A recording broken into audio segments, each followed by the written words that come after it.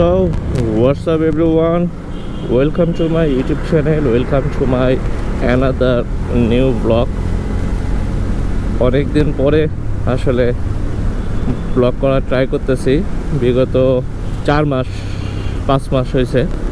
4-5 মাস আগে last blog ছাড়ছিলাম। এর আগেও অনেক গ্যাপে গ্যাপে ব্লগ করতাম, আসলে কন্টিনিউয়াসলি করতে পারতেছি না। একটু মানে কাজের চাপ বলা যায়, একটু কাজের চাপে থাকাতে কন্টিনিউয়াসলি ব্লগটা করতে পারতেছি না। বাট বাইকটাও অতটা চালানো হয় না তো আমার। আর একটু চেকও করে নিলাম, একদিকে ভালো হয়েছে, কারণ অনেকদিন পরে সেট আপ করছি তো। আর জিপিএক্সে তো ওইভাবে সেট আপ করা হয়নি। আর আরও একটা নতুন জিনিস হচ্ছে, আমার এতদিন আমি ব্লগ করি নাই, তার পিছনে অনেকগুলো রিজন আছে। আসলে আপনাদের সাথে শেয়ার করার মতো অনেকগুলো কথা আছে। এতদিন ব্লগ করি নাই কারণ হচ্ছে গিয়া, আমি যখন এমটির এই হেলমেটটা কিনি তখন আমি শুধু চিন্তা করতেছিলাম যে আমি আমার গোপ্রোটা কীভাবে মাউন্ট করব। তো এই চিন্তায় কখনো চেষ্টাও করি নাই, গোপ্রো মাউন্টও করা হয় নাই, আমার ব্লগও করা হয় নাই। হয়তো মাউন্ট করা হলে 2-1টা ব্লগ হয়তো এর মধ্যে করে ফেলাইতাম মিনিমাম আর কি, বাট হয় নাই করা। এখন কয়েকদিন আগে মানে সবাই আমার টুকটাক বলতেছিল, আমার ফ্রেন্ডস অ্যান্ড ফ্যামিলির, যে ব্লগটা কেন স্টপ করলাম, চাইলে তো এটা করা যায়। পরে আমি চিন্তা করলাম যে তাহলে আমার নতুন হেলমেটটাতে আমি কিভাবে গোপ্রোটা লাগানো যায়, আমি নতুন কোনো ইনস্টলেশন কিট না কিনে যেটা আছে সেটা দিয়ে একটু ট্রাই করে দেখি। ওইটাতে ট্রাই করে দেখলাম যে খুব ভালোভাবে হয়, জাস্ট আমি এতদিন ট্রাই করি নাই। তো লাগাইতে পারছি, আর হ্যাঁ জ্যাম লাগাইতে পারছি। লাগাই আল্লাহর রহমতে আরও 3 দিন আগে লাগাইছি, ঠিক আছে। মানে এটা মানে ইনস্টল করছি 3 দিন আগে। আবার ফোন দিতেছে, এক সেকেন্ড।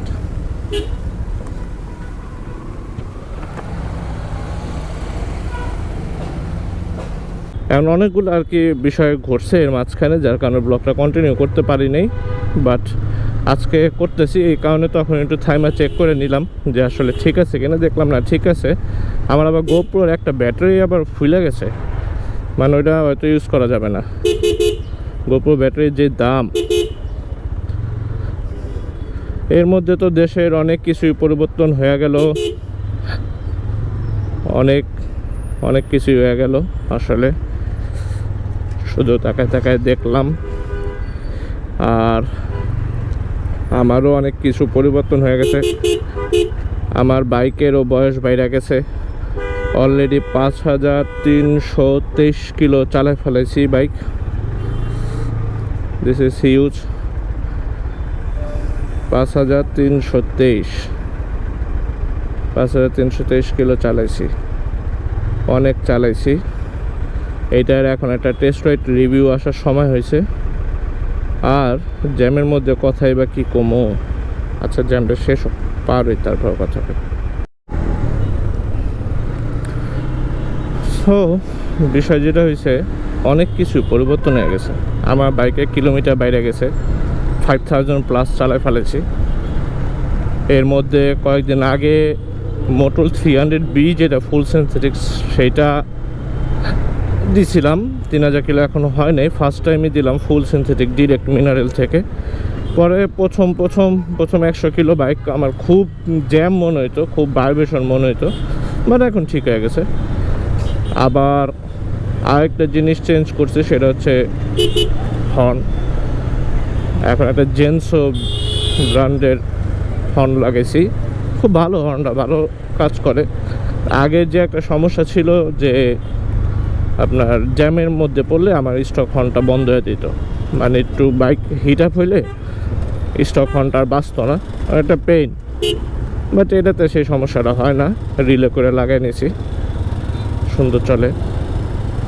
আসলে এই বাইকটাতে এখন রিভিউ দেওয়ার মতো একটা সময় চলে আসছে। আর যেহেতু এত কিলো চালাইছি, তো আমার একটা আইডিয়া হয়ে গেছে আসলে এ বাইকের কন্ডিশন কি।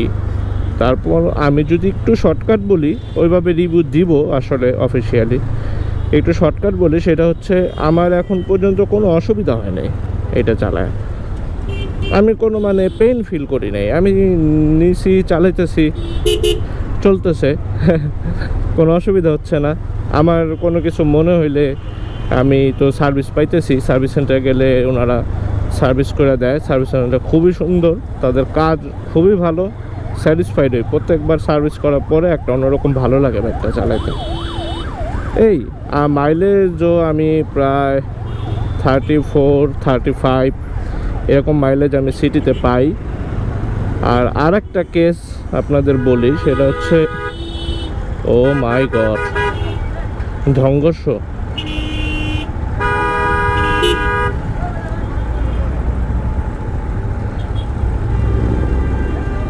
খাইছে রে।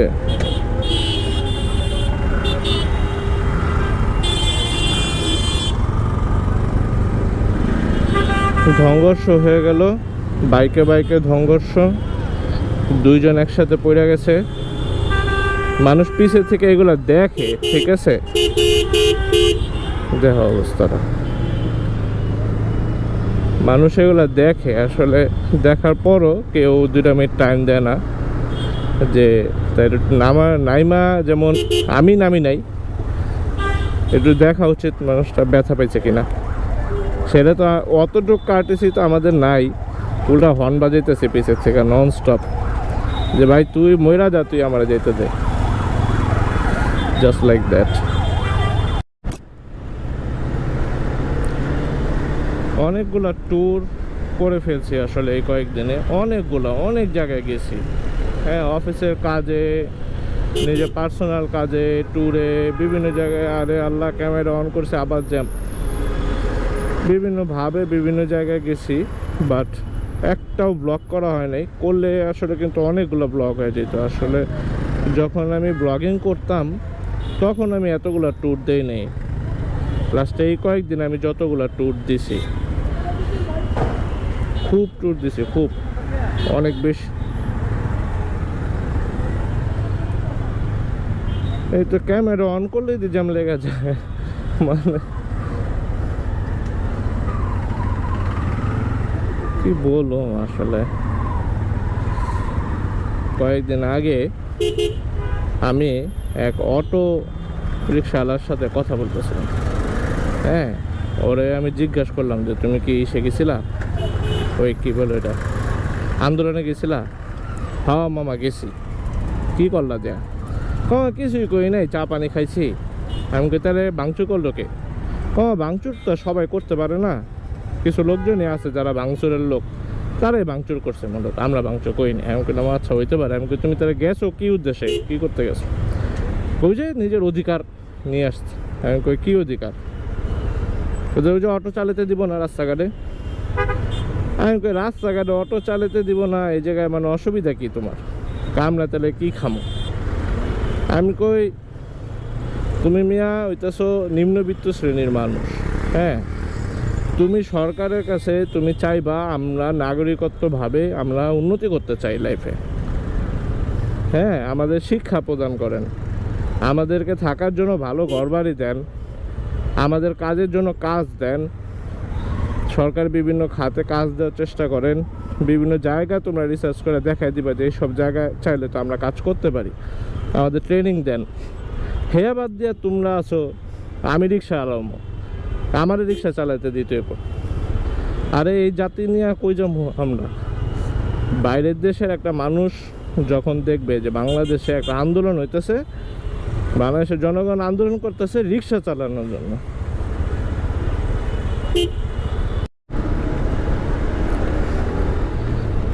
এখন রাস্তার একটু ফাঁকা পাইছি অনেকক্ষণ জ্যাম ঠেলার পরে। আসলে জ্যামের কারণে কোনো কিছু করতে ইচ্ছা করে না। আর একটা জিনিসের আপনাদেরকে আমি একটা শর্ট রিভিউ দিই, সেটা হচ্ছে আইএলএমের এই গ্লাভস। এই গ্লাভসটা কিনছিলাম আমার বাইক কেনার পরে। গ্লাভসের অবস্থা দেখেন,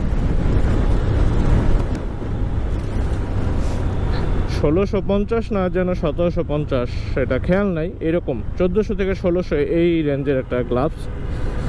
6 মাস হয়েছে আমার, আমি ইউজ করি, হেভি ইউজ না, আমার আরও একটা হাফ হাতা গ্লাভস আছে, হাফ, ওইটা মানে ফিঙ্গারগুলো দেখা যায়, ওইটাও আপনারা দেখছেন, ওইটাও আমি ইউজ করি এটা মাঝে মাঝে, এটা যখন ওয়াশ টোয়াশ করি তখন।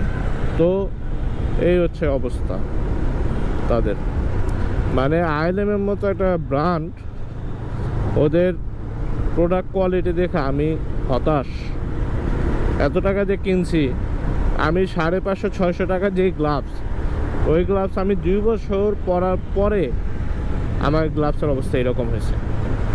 তারপরেও এই আঙুলটা ছিঁড়ে নাই, আমি নিজে ছিঁড়ছিলাম ওইটা যাতে আমি ফোন ইউজ করতে পারি, এই জন্য এই যে এই জায়গায় আঙুলটা ছিঁড়ছিলাম, আর এটা নিজে নিজে ছিঁড়ে গেছে।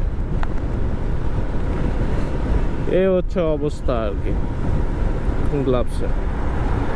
হেলমেটটা ইউজ করতেছি আলহামদুলিল্লাহ, এমটির হেলমেটটা ভালো। এইটার জিপিএক্সের একটা আমি ফুল রিভিউ দিব, আপনাদের কাছে ভালো লাগবে। জিপিএক্সের কিছু কিছু জিনিস তো খুবই ভালো লাগে, যেমন স্পিডটা খুব স্মুথ উঠে, অনেক ভালো স্পিড উঠে। এইটা যে কোনো রাস্তা আপনার একটা ভালো, আপনি যদি এটা কন্ট্রোল করতে পারেন যে কোনো রাস্তা আপনি একটা ভালো ফিডব্যাক পাবেন। যে আমার টান দিয়ে বের হয়ে যাওয়া দরকার, আমি একটা সামান্য মানে সামান্য একটা করলে আমি চলে যেতে পারতেছি। দেখছেন 80 উঠে গেছে, আমি কিন্তু কিছুই করি নাই, আরপিএমও দিই নেই, আমি জাস্ট ধরে রাখছি, এমনি উঠে যায়। আমি একটা মোটর দিলে বাইরে যাব, কিন্তু আমি বাইর হই না সচরাচর, আমি এই রেঞ্জেই চালাই, এতে জোরে চালানোর প্রয়োজন হয় না আসলে। এই সমস্ত গাড়ির একটা ব্যাড সাইড হচ্ছে কি জানেন, এগুলা টান উঠে অনেক, কিন্তু আমি টানটা দিব কই, আমি টানটা দেওয়ার পরই ব্রেক, আমি সর্বোচ্চ 10 সেকেন্ডের জন্য আমি একটা টান দিতে পারি, তারপর ব্রেক। এতে আসলে আমারও মনটা ভরে না, ঠিক আছে, বাইকেরও মন ভরে না, আমরা দুইজনই বিরক্ত হই। এই জন্য আমি আর টানই দিই না, ওরা আমি স্মুথই চালাই, স্মুথলি। ও খুব ভালো রান করে, খুবই ভালো রান করে।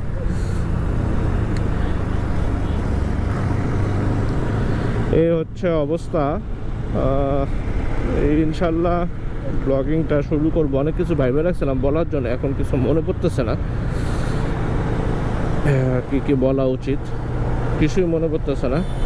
আর আমার এই ককপিটটা কেমন লাগতেছে এখন, মানে ক্যামেরা অ্যাঙ্গেলটা, তারপর হইতেছে গিয়া আপনার আমার ভয়েস কীরকম শুনতে পারতেছেন, কীরকম ক্লিয়ার জানি না, এটাও একটু জানান। আর বন্ধ করে দেওয়ার আগে ফাঁকা রাস্তা পাইলে একটা টান দেই,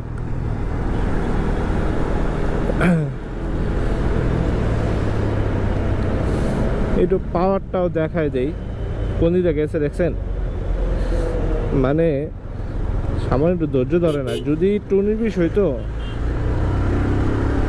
রাস্তা তো ফাঁকা নাই ভাই, তারপর দেখি কিছু দেখানো যায় কিনা।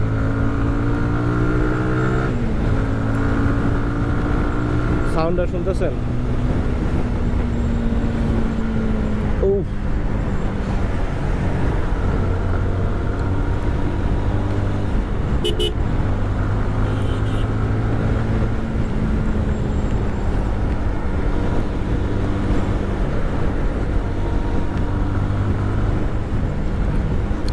রাস্তা হলো ফাঁকা নাই, কোন রং দিয়ে আইতেছে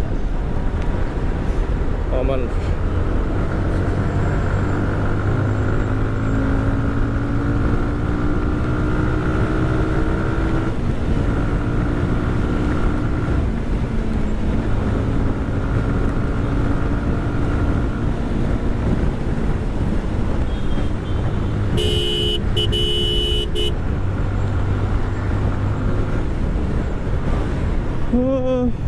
কোথায় যাব ট্রেনে, কোনো শান্তি পাই না, টানটা দিয়া কত উঠছে দেখতেও পারি না, আসলে কি টান উঠছে তাও বুঝি না।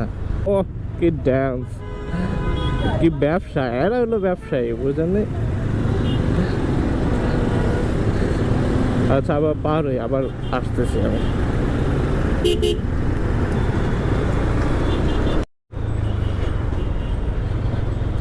এই সামনে যে ফ্লাইওভারটা, এইটা আমার কাছে মনে হয়েছে ঢাকা শহরের মধ্যে সব থেকে, এই নেই দাঁড়ায়, সব থেকে উপকারী ফ্লাইওভার। বুঝতে পারছেন? একদম উত্তরা থেকে একদম টঙ্গী পার করে নেওয়া যায়, টঙ্গী মোড়টা, মানে বিশাল উপকার হয়।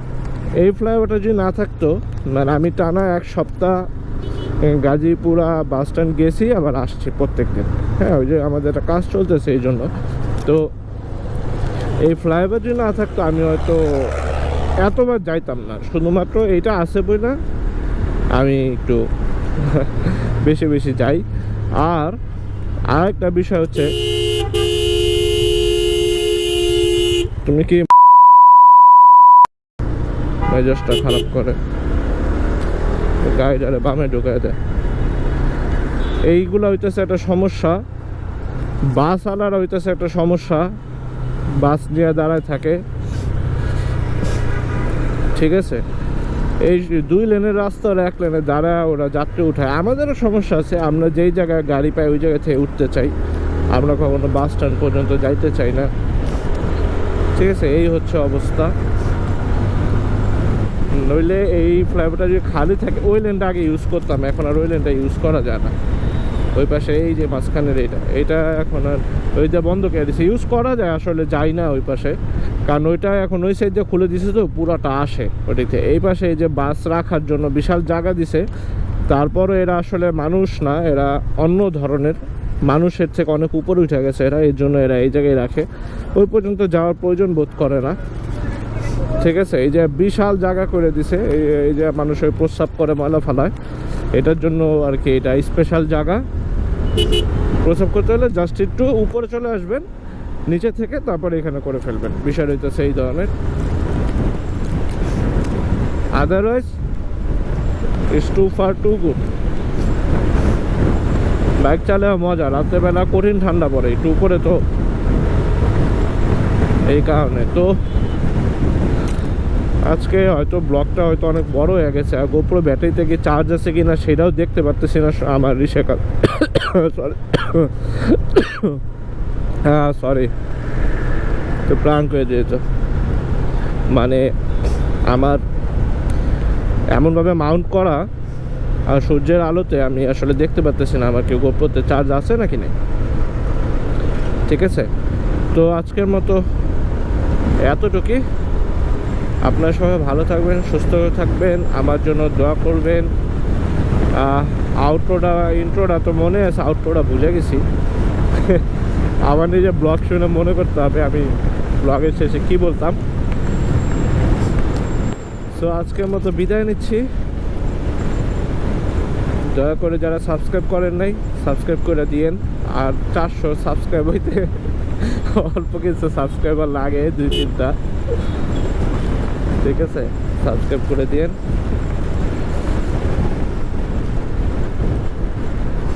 আজকের মতো চলে যাই, আল্লাহ হাফেজ।